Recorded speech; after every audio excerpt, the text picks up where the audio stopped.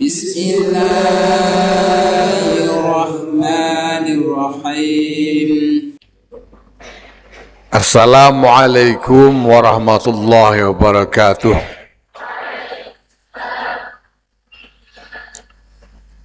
Alhamdulillah wa syukurillah wassalatu wassalamu ala rasulillah Sayyidina Maulana Muhammadin ibn Abdillah wa ala alihi wa sahbihi wa mawala. Amma ba'd. Alhamdulillah,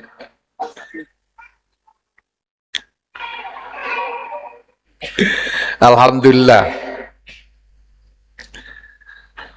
para kiai saya hormati, Nahdlatul Ulama sekarang sudah 100 tahun usianya menurut kalender Masehi. Sebetulnya pada muktamar ke-32 di Makassar sudah dibuat keputusan bahwa harlah Nahdlatul Ulama dihitung berdasarkan kalender Hijriah.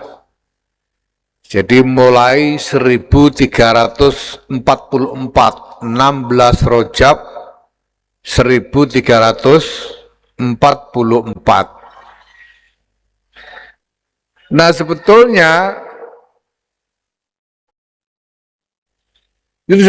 usia Jam'iyah ini sudah lebih dari 1 abad.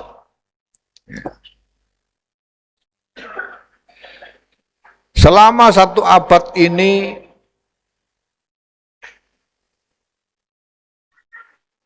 pergolakan, dinamika, jatuh bangun organisasi, capaian-capaian luar biasa dan juga pengorbanan-pengorbanan yang luar biasa sudah dialami oleh Jam'iyah ini. Demikian juga perubahan-perubahan yang luar biasa. Jam'iyah ini pada mulanya adalah Jam'iyah yang didirikan oleh para ulama sebagai Jam'iyahnya ulama. Jadi yang menjadi anggota itu syaratnya harus alim, harus ulama. Orang goblok nggak boleh jadi anggota NU. Kurang alim dikit aja nggak boleh. Saya mendapatkan riwayat dari Allahyarham Kiai Hasyim Muzadi bahwa pada waktu Kiai Muhid Muzadi itu pada waktu mondok di Tebuireng, Kiai Muhid Muzadi kakak sulung dari Kiai Hasyim Muzadi, dan beliau berkhidmah kepada Kiai Abdul Karim Hasyim. Dan sebagai santri senior pada waktu itu, beliau yang mengurus semua urusan yang menjadi tugas dari Kiai Karim Hasyim sebagai salah seorang pimpinan NU. Beliau tangan kanan dari Kiai Karim. Tapi Kiai Muhid Muzadi pada waktu itu belum dianggap memenuhi syarat sebagai anggota NU. Padahal sebagai santri senior di Tebuireng, saya kira kealimannya udah jaminan. Dibanding ketua umum PBNU hari ini, itu tentu seperti langit dipandang dari sumber minyak. Kealiman dari Kiai Muhid Muzadi pada waktu itu, toh dianggap belum pantas menjadi anggota. Beliau mendaftar belum diterima karena dianggap belum alim.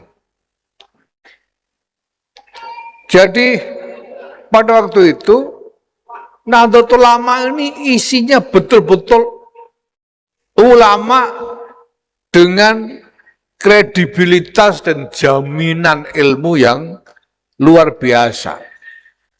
Baik ulama yang kemudian berkhidmah di Suriah maupun Tanfidiyah semuanya ulama. Yang namanya Haji Hasan Gipo, Ketua Umum PBNU yang pertama, orang lebih banyak menyebut beliau haji tanpa gelar kiai. Baru belakangan orang menyebut Kiai Haji Hasan Gipo. Tapi beliau sendiri, Kiai Hasan Gipo itu juga seorang alim. Bagian dari kumpulannya para ulama. Karena kalau tidak alim, tidak bisa. Apalagi jadi ketua umum, walaupun Tanfidiyah.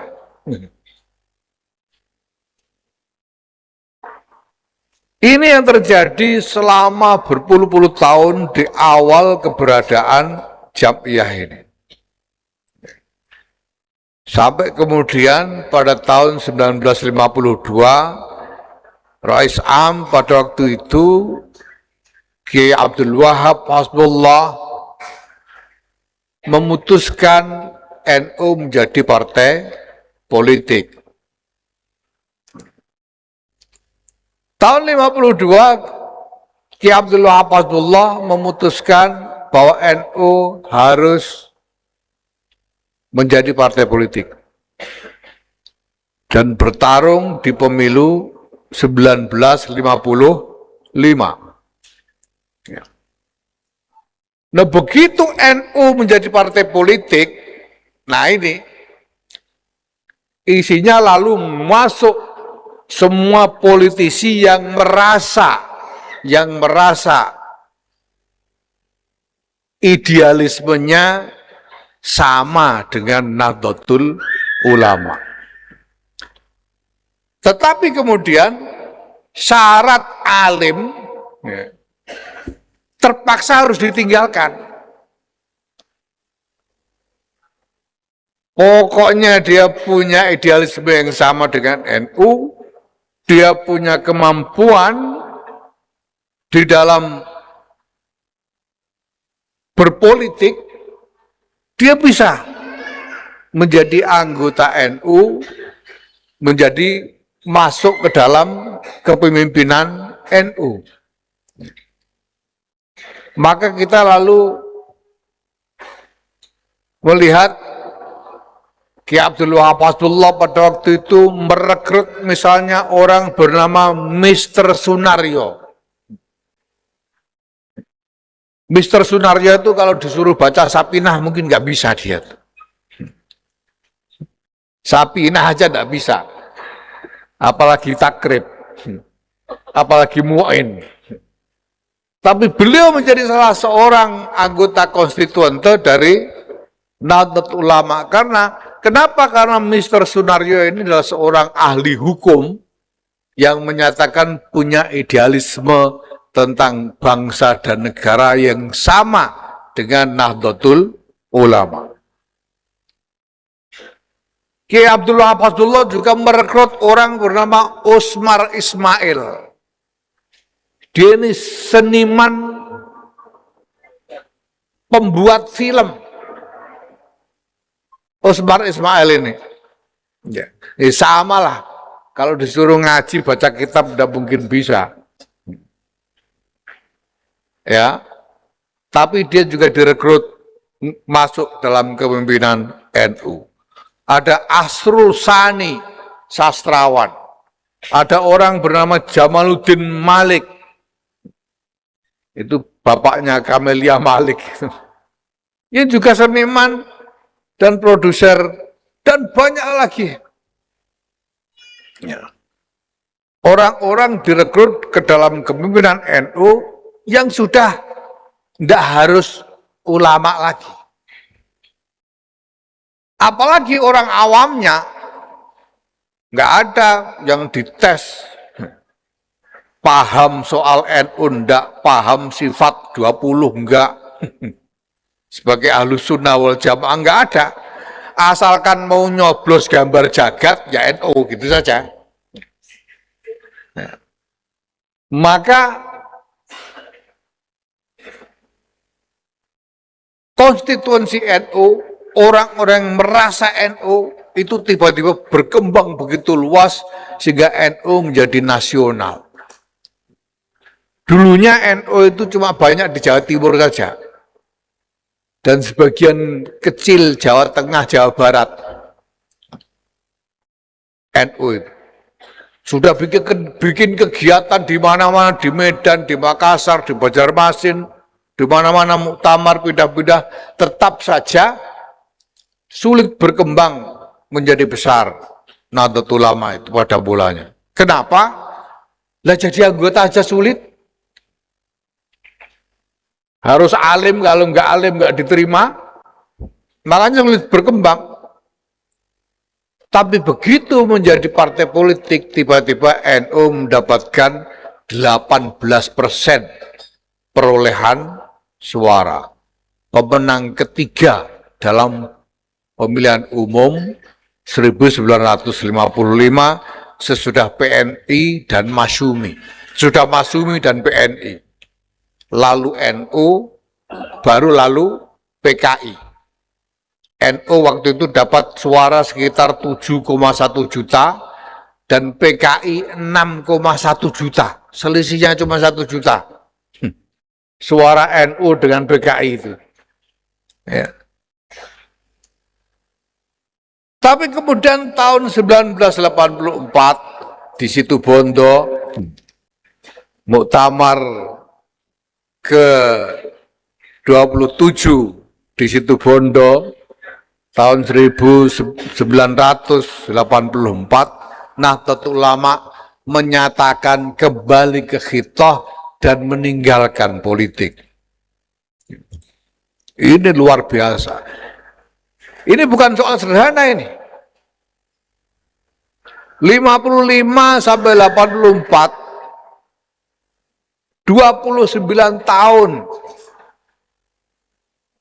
NU beroperasi sebagai partai politik. Pasti kader-kadernya isinya politisi semua. Walaupun ya kiai juga, tapi kiai politisi. 29 tahun berapa generasi aktivis. Tiba-tiba disuruh berhenti. Sudah tidak berpolitik lagi kita. Ini pekerjaan luar biasa. Nah, para kiai yang saya hormati, ya ini Masya Allah pergolakan yang dialami oleh Nahdlatul Ulama. Tapi saya ingin membawa pembicaraan kita ke masalah yang lebih fundamental, yang lebih mendasar dan lebih sentral di dalam urusan Nahdlatul Ulama ini. Apapun yang terjadi, Jam'iyah ini didirikan dan diberi nama Nahdlatul Ulama karena merupakan jam'iyah yang disediakan untuk kumpulnya para ulama. Politisi, pengusaha, praktisi segala macam boleh ikut berpartisipasi di dalamnya, tapi ini adalah jam'iyahnya ulama. Ini jam'iyahnya ulama. Maka tidak boleh Nahdlatul Ulama ini berubah menjadi jam'iyahnya bukan ulama. Harus selama-lamanya menjadi jam'iyahnya ulama. Dan keberadaannya, kehadirannya, fungsinya harus pertama-tama membawakan keberadaan dari ulama. Kalau orang berpikir tentang Nahdlatul Ulama ini harus berbuat apa, orang harus memulainya dengan pertanyaan, ulama harus berbuat apa?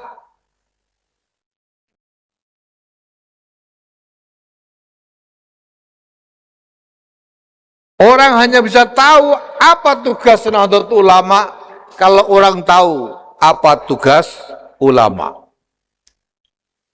Orang hanya bisa tahu kalau pada suatu peristiwa Nahdlatul Ulama harus bersikap bagaimana kalau orang tahu ulama harus bersikap bagaimana. Ini yang paling mendasar. Nah sekarang persoalannya para kiai ya. Ulama itu siapa? Ulama ini siapa ulama? Kalau dulu kita mengenal dan yakin betul bahwa ulama-ulama itu adalah Kiai Hasyim Asy'ari, Kiai Abdul Wahab Hasbullah, Kiai Bisri Sancuri, Kiai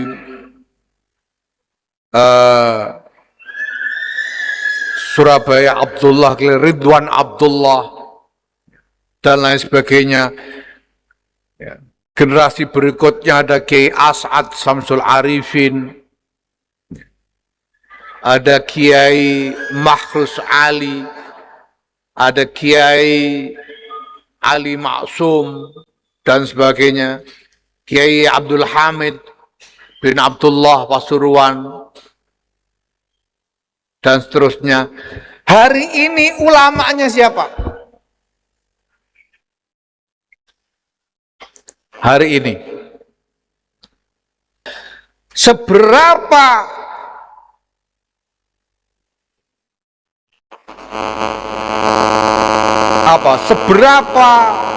tinggi tingkat hari ini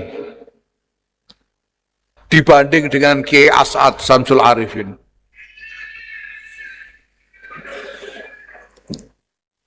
Seberapa tinggi Kiai As'ad Samsul Arifin dibanding dengan Kiai Hasyim Asy'ari? Ini pertanyaan mendasar sekali yang eksistensial untuk kita semua. Untuk keulamaan dan jelas untuk Nahdlatul Ulama. Jadi siapa ulama itu? Dulu dan sampai sekarang kita memuliakan makom dari para ulama. Makom dari Syekhona Khalil bin Abdul Latif, Kiai Hasyim Asy'ari, Kiai Abdul Wahab Hasbullah, dan lain sebagainya. Ya. Apakah mereka yang mendapatkan label ulama pada hari ini berhak untuk mendapatkan makom kehormatan sebagaimana para ulama terdahulu itu? Ini pertanyaan eksistensial sekali. Padahal label ulama itu dari waktu ke waktu,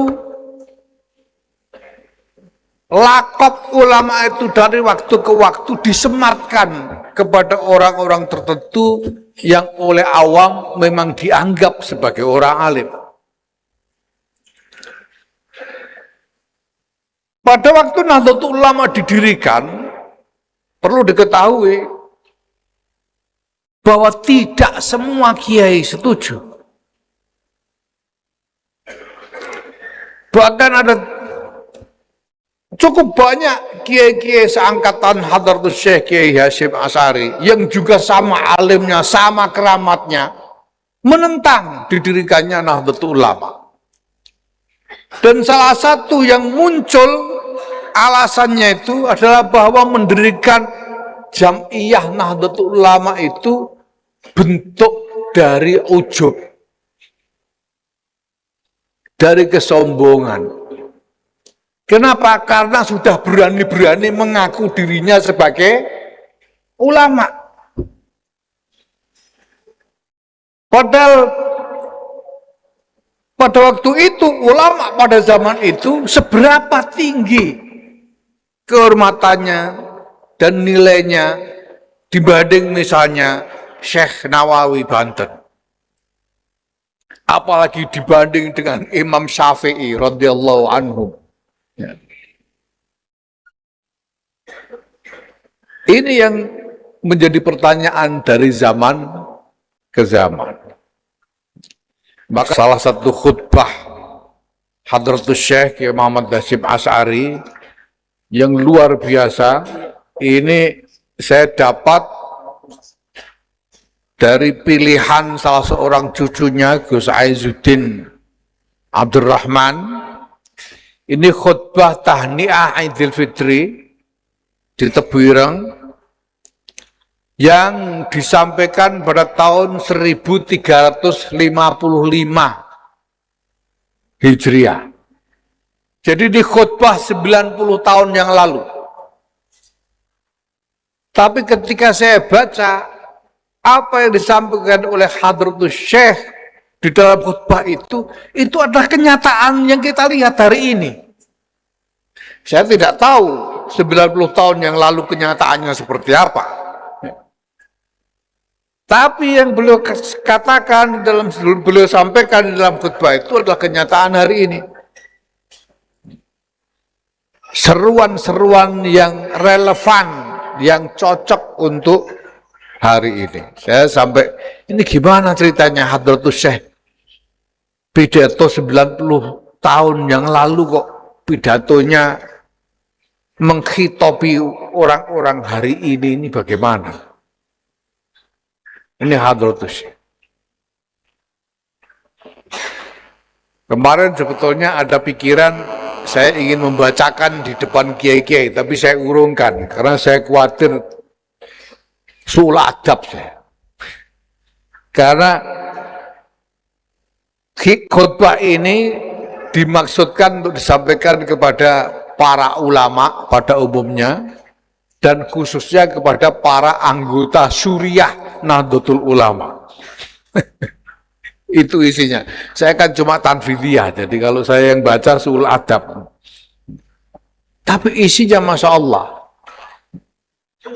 Di dalam khutbah itu beliau pertama menyebut tentang kenyataan bahwa orang-orang awam sudah kurang menghormati agama. Orang-orang awam sudah kurang menghormati agama. Dan tidak perlu penelitian terlalu dalam. Cukup menengok apa yang terjadi di jalan-jalan, yang terjadi di pasar-pasar, kita akan segera bisa mendapatkan kesimpulan bahwa orang tidak lagi terlalu menghormati agama.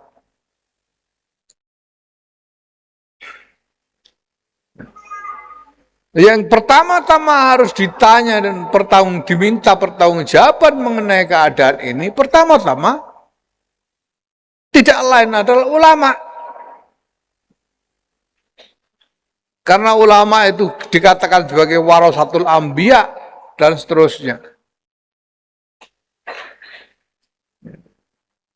Dan Hadratus Syekh mengatakan bahwa keadaan ini hanya bisa dihadapi dengan baik apabila para ulama bersatu.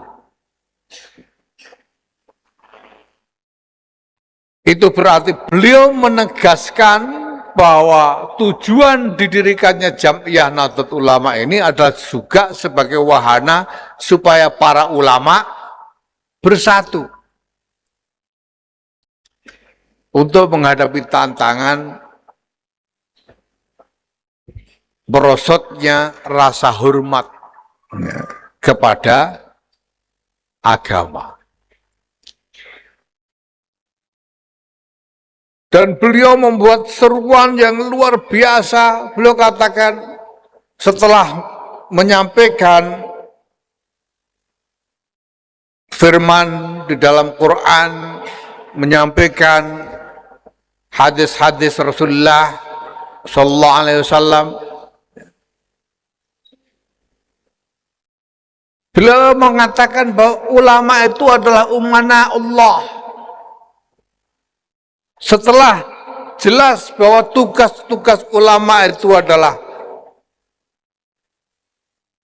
sebagaimana tugas-tugas dari para nabi, maka beliau katakan bahwa ulama itu adalah umana Allah, orang-orang kepercayaan Allah Subhanahu wa ta'ala.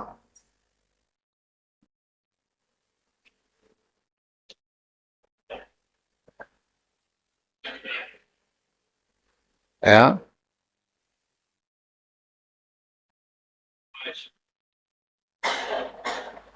Jadi setelah dijelaskan tugas ulama itu kan warasatul anbiya, pewarisnya para nabi.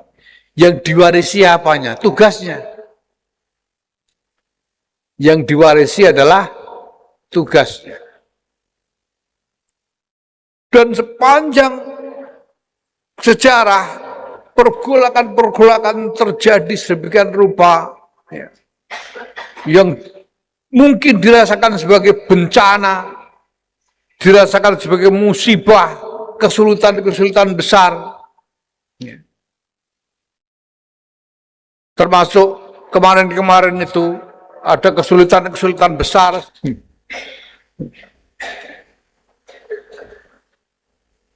Ya, pertama-tama Hadrat saya mengatakan bahwa semua yang terjadi itu adalah tajarub dan ikhtibarat.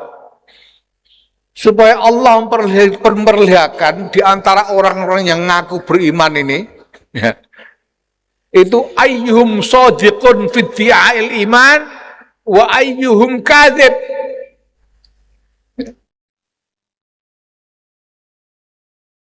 Dan semua dibiarkan terjadi oleh Allah, memang diciptakan keadaan itu sehingga apa?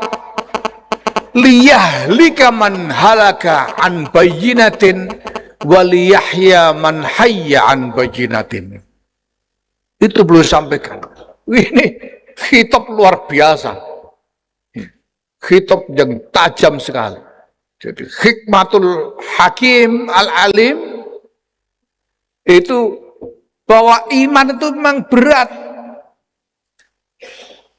dan syahwat dosa maksiat itu ringan.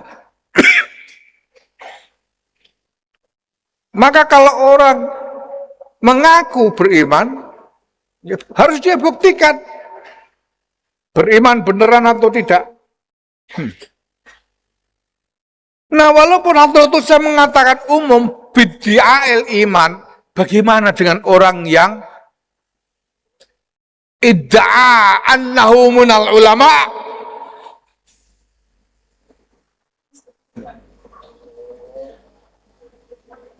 Kalau orang yang mengaku beriman saja mendapatkan beban untuk pembuktian seperti itu, bagaimana dengan orang yang mengaku alim?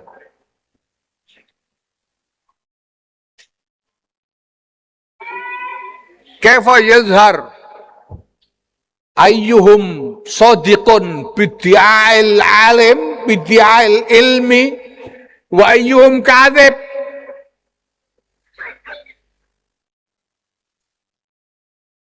Kita semua melihat hari ini di mana-mana, di berbagai platform, termasuk di media sosial, ya, dan kerumunan pengajian-pengajian umum di lapangan-lapangan yang puluhan ribu orangnya. Semua yang tampil di panggung, semuanya mendapatkan label ulama. Tapi siapa sebetulnya yang sungguh-sungguh ulama? Nah, padahal dikatakan bahwa ulama itu adalah umana Allah fil ard. Itu yang ulama beneran, orang yang alim beneran. Orang yang alim beneran itu umana Allah fil ard. Orang yang alim beneran ini ulama Allah fil ard. Maka dikatakan oleh Hadratus Syekh, jangan sampai orang yang ditempeli label ulama, yang mendapatkan lakop ulama itu, jangan sampai melenceng dari tugas keulamaannya. Beliau katakan, idza khanu insyaallah. Idza khanu ulama umana Allah ini, ulama yang mana Allah ini, idza khanu faman yasiqu bihin nas.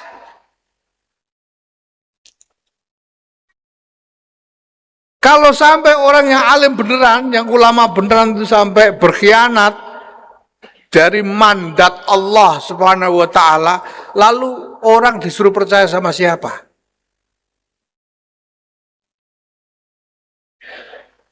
Nah, belum lagi ketika kemudian ada orang-orang yang dilabeli ulama padahal belum tentu ulama. Ini tambah ruwet lagi.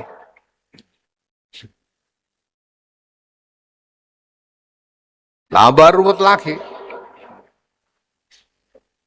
Lebih ruwet lagi, ada orang yang sebetulnya alim, tapi kemudian supaya demi syiar katanya, supaya semua orang suka mengikuti ya, cara yang dilakukan oleh orang yang bukan ulama misalnya. Ini tambah kacau balau. Kerumitan hari ini. Tapi satu hal saya kira yang penting. Kalau kita berpikir tentang ulama dari generasi ke generasi, maka kita harus berpikir tentang dari mana ulama itu dilahirkan.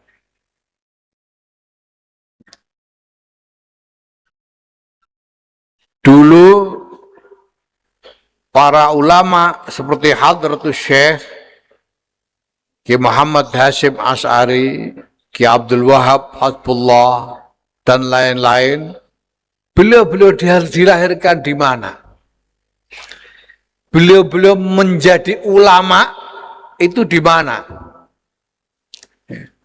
Tentu saja tidak lain mereka lahir di pesantren-pesantren. Pesantren-pesantrenlah yang melahirkan ulama. Nah, sekarang rupanya pertanyaannya juga kurang lebih sama. Hari ini kita punya lebih dari 30.000 pesantren yang di dalam pengakuan mereka berafiliasi kepada Nahdlatul Ulama. Lebih dari 30.000 pesantren. 50 tahun yang lalu saya kira tidak begitu banyak, tidak sebanyak itu.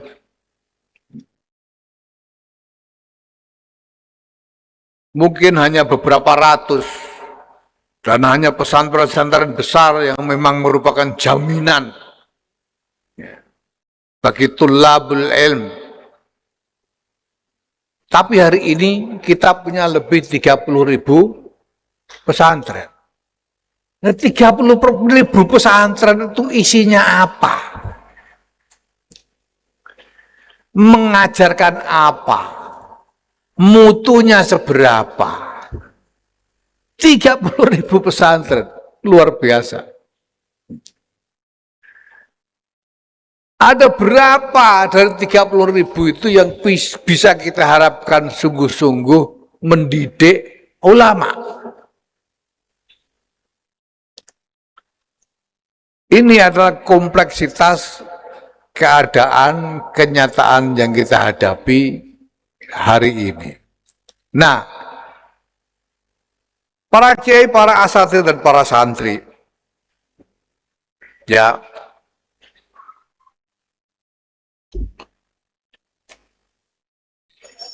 sekarang ini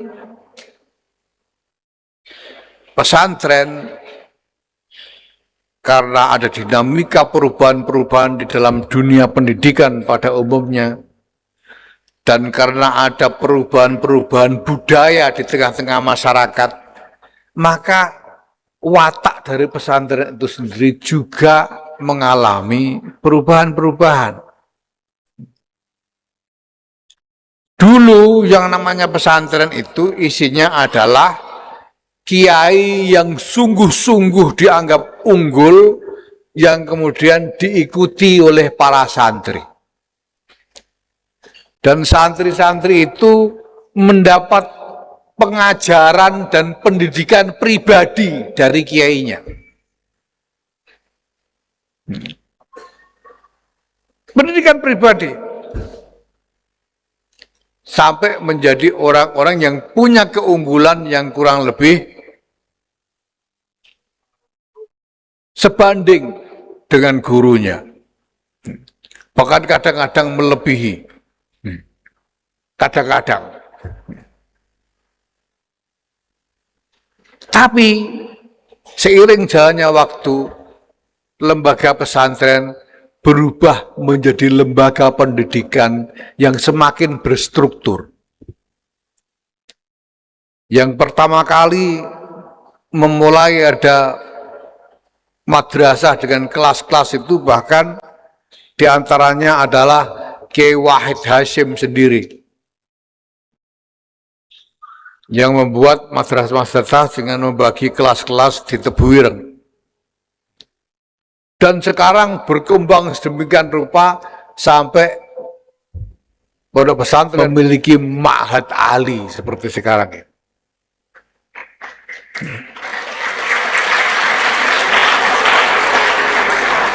Ya. Ini tepuk tangan, tapi saya kira mungkin nggak terlalu paham kenapa tepuk tangan ini. Yang ditepuk tangani apanya? Orang seperti siapa namanya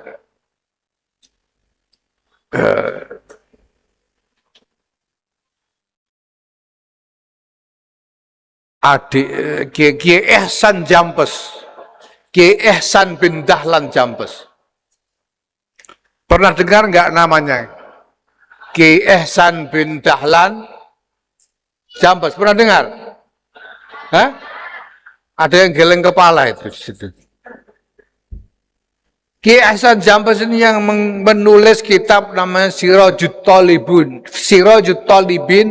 fi Syarhi Minhajul Abidin, mencarahi kitab karya Imam Ghazali Minhajul Abidin. Dan juga beliau menulis satu kitab lagi, Manahijul Imdad fi Syarhi Irsyadil Ibad, karangan Syekh Zainuddin Al-Malibari. Ini ditulis oleh Kiai Ihsan Jampes. Kiai Ihsan Jampes Kediri sana. Ya, beliau ini adalah adik atau kakaknya Kiai Marzuki Dahlan dari pondok pesantren Lirboyo. Kiai Ihsan menulis syarah itu dalam bahasa Arab, dengan bahasa Arab yang bagus sekali.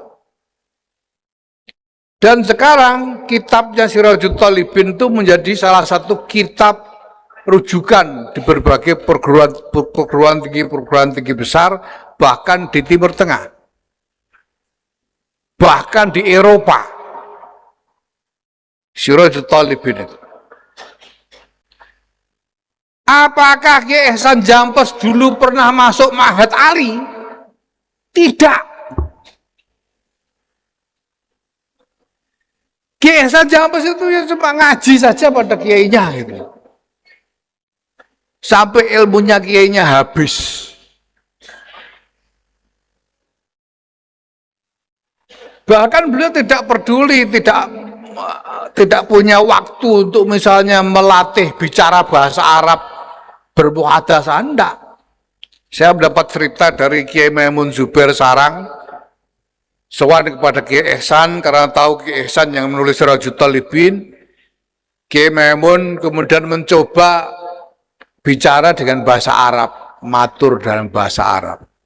Tak apa yang disampaikan, tapi Kiai Ihsan menjawab, basa Jawa mawon kula mboten kulino katanya. Bahasa Jawa aja, nggak usah bahasa Arab, saya tidak terbiasa, kata beliau. Ini penulis Sirajul Talibin. Jadi sekarang di kemudian hari kita melihat pesantren ini semakin berstruktur. Bahkan semakin formal. Sehingga Ma'had Alinya juga pakai gelar. Pakai gelar nggak Kiai itu? Ma'had Alinya. Ada marhalah Ula yang gelarnya S1, ya. Marhalah Tsaniyah itu S2 dan seterusnya. Kenapa begitu? Karena ini semua hendak menyesuaikan diri dengan sistem pendidikan global. Itu terjadi bukan hanya di pesantren-pesantren kita juga, tapi juga di lembaga-lembaga pendidikan lain di seluruh dunia, termasuk misalnya Al-Azhar. Belakangan juga membangun struktur seperti itu. Nah, pertanyaannya adalah, apakah struktur pendidikan yang seperti ini cukup bisa diharapkan untuk menghasilkan ulama-ulama yang bisa berfungsi sebagai umana Allah fil ard? Kualitas apa yang diperlukan ya, untuk bisa menghasilkan ulama yang mampu berfungsi sebagai umana Allah fil ard? Ini pertanyaan-pertanyaan mendasar. Orang seperti Kiai Ihsan Jampes, beliau punya ilmu yang luar biasa, tapi jelas beliau punya kualitas. Selain ilmu itu, beliau punya kualitas tertentu yang membuat makom beliau begitu agung di tengah-tengah masyarakat. Sama halnya dengan Hadratus Syekh Kiai Muhammad Hasyim Asy'ari sebelumnya. Jelas beliau seorang allamah. Tapi jelas selain ilmu, ada kualitas lebih yang beliau miliki. Orang seperti Kiai Sahal Mahfuz, jelas punya kecerdasan yang membuat beliau mampu menyerap dan mengolah ilmu begitu tinggi. Saya pernah membaca salah satu karya beliau, judulnya Faidul Hijah. Faidul Hijah ini syarah dari satu nadoman yang digubah berdasarkan Sulam Safinah yang ditulis oleh seorang kiai dari Cirebon. Kitab itu tidak tebal, tapi isinya luar biasa. Karena di dalam kitab itu beliau bedah semua segi ilmu di dalam nazam Sulam Safinah itu. Mulai dari akwal ulama terkait Jawahirul Fiqhnya, sampai dengan qawaid yang dijadikan dasar hujjah, nalar usulnya, sampai kepada syairnya, ya. Beliau bedah semuanya. Dan ketika saya buka, ini kitab kapan ditulis? Ternyata kitab itu ditulis pada sekitar tahun 1380-an, yang kalau dihitung dari tahun kelahiran beliau, kelahiran Kiai Sahal Mahfuz, umur beliau ketika menulis kitab itu baru umur 25 tahun. Ini sampai umur berapa ini? Sudah nulis kitab berapa biji ya? Kiai Said Mahfud umur 25 tahun menulis Faidul Hijab. Tapi jelas bukan hanya kealiman, bukan hanya kualitas penguasaan ilmu saja, ada sesuatu yang lain. Keyakinan saya, sesuatu yang lain itu yang harus ada di dalam keulamaan itu adalah kualitas ruhani. Adalah kuwah ruhaniyah. Tanpa kuwah ruhaniyah, walaupun sampean belajar di pondok pesantren lulus, sampean sama saja dengan belajar sarjana-sarjana yang lulus dari UIN atau UGM atau UI. Mereka boleh punya macam-macam ilmu, mereka serap, mereka olah. Tapi apakah di dalam sistem pendidikan mereka ada cara untuk membangun kuwah ruhaniyah? Maka para kiai yang saya hormati, taruhan Nahdlatul Ulama di abad kedua ini adalah sejauh mana para ulama-ulama kita memiliki kuwah ruhaniyah yang dibutuhkan oleh jam'iyah, dibutuhkan oleh umat, dibutuhkan oleh kemanusiaan seluruhnya. Ini taruhannya. Kalau soal pinter-pinteran, banyakan ilmu, banyak orang berilmu di luar sana.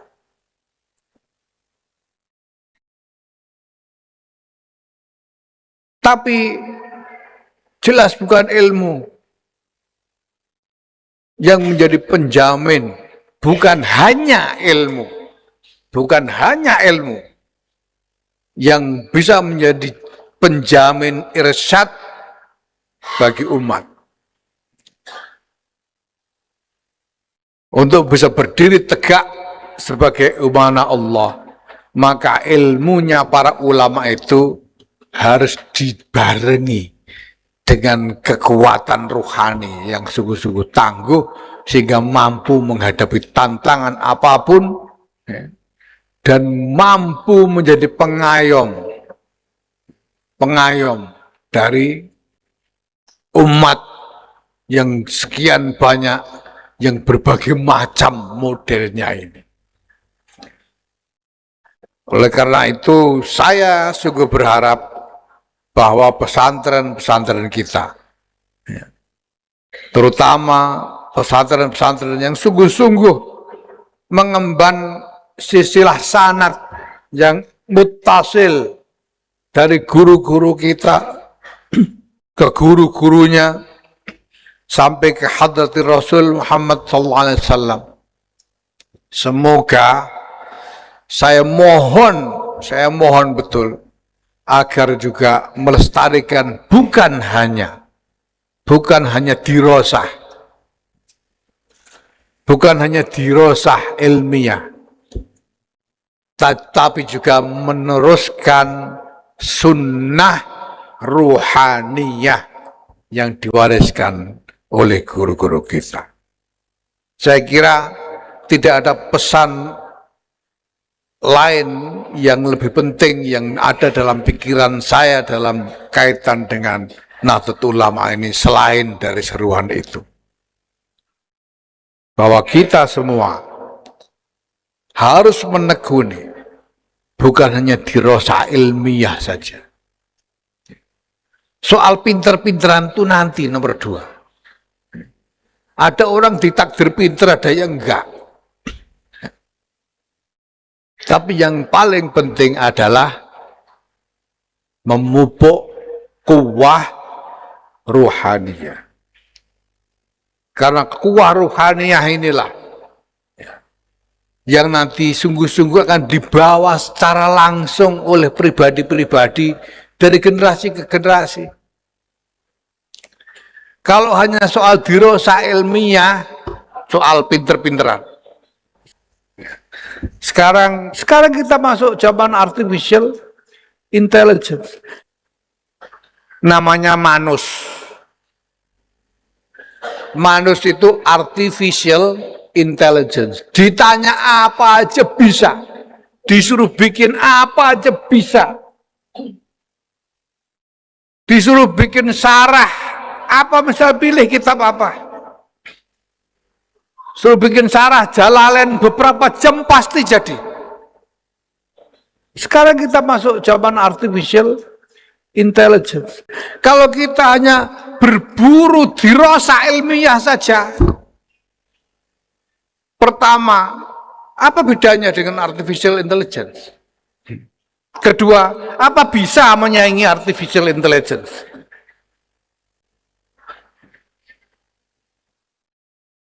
Maka kalau kita masih ingin terus kekuatan jamiah, kekuatan dari umat ini, yang pertama-tama harus kita pelihara adalah tradisi untuk memperkuat rohani kita semua. Demikian saya kira yang bisa saya sampaikan, mudah-mudahan ada manfaatnya, mudah-mudahan saya pantas ikut mendapatkan barokah, dan mudah-mudahan Jamiah Nahdlatul Ulama ke depan sungguh-sungguh dikaruniai masa depan yang lebih baik. Amin. Wallahul muwaffiq ila aqwamit thoriq. Wassalamualaikum warahmatullahi wabarakatuh.